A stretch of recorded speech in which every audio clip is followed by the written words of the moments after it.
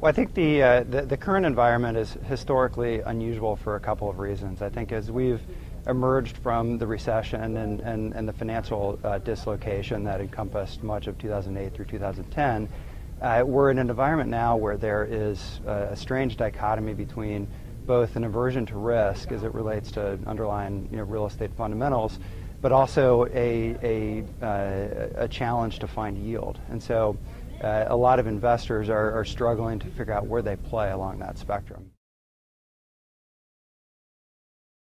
Well, so we're seeing it play out in a couple of different ways, I think, and you can look at different segments of the market to see how this plays out. I think as it relates to lease structures, for build-to-suits or sale-leasebacks, really there's a premium on length of lease term.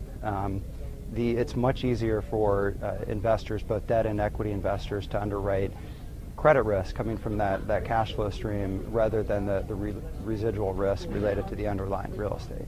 And so in certain markets, we're seeing the pricing drop off from, say a 15-year lease to even an 8-year lease as much as 500 or 600 basis points. In certain circumstances, a 15-year lease may be a 6 cap, and there might be no bid for an 8-year lease.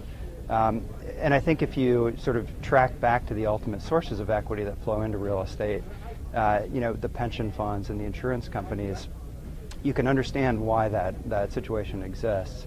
They have mounting liabilities, and they've underwritten sort of a 6, 7, 8% return within their portfolio to cover those liabilities.